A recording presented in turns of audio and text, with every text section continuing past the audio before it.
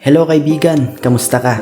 Samahan nyo kaming muli sa aming panibagong vlog venture. It all started with a mix of excitement and overthinking. While on our way to Mactan Cebu International Airport, tahimik sa labas pero ang utak ang ingay. Like, may naiwan ba kami? Complete ba yung documents? Ready na ba talaga kami? Or nagpapanggap lang? Pagdating sa airport, biglang nag-iba ang aura mga kaibigan. From normal people to international travelers, real quick, every step felt surreal. Parang ang simple lang, maglakad, mag-check-in, pero deep inside, may konting kaba na hindi mawala. And then came the moment, the immigration.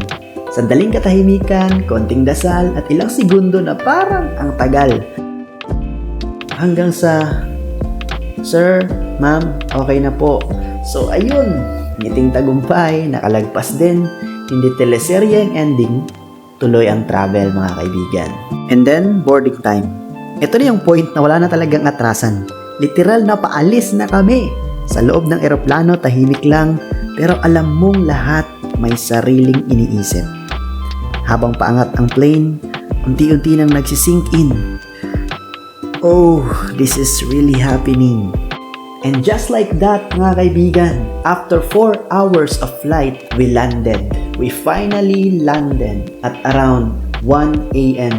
ng madaling araw. Welcome to Changi Airport! Airport pa lang mga kaibigan, ibang level na. Malinis, organized, halos ayaw mo nang umuwi. Doon pa lang alam na natin, this trip is going to be something special. Pero higit sa lahat, yung sumalubong sa amin, family. Sa gitna ng bagong lugar, bagong paligid, may pamilyar na yakap na nagsasabing, "You're home. Feel like just home."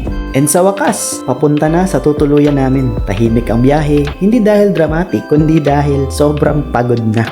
Pero kinabukasan, rise and shine, ibang storya na. A new day and a new view and a quick tour na magiging home namin for the next few days. So here's the kitchen. As you can see, napakaganda, napakalinis. And then the sala, overlooking and so relaxing. Pwedeng pagpahingahan. At syempre ang kwarto, our little space in a different country. So morning starts with coffee. Unang higop at biglang may realization. Same lang naman yung kape, pero iba talaga yung feeling kapag nasa ibang bansa ka.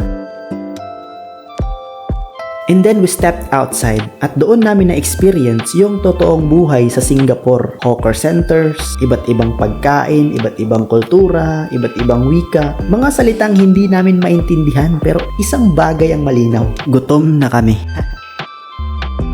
At sa unang subo, we knew this is just the beginning. And that was our first day, to be continued as we explore the city one step at a time. So that's all for now mga kaibigan. Maraming salamat sa panonood. See you on the next vlog venture. Bye!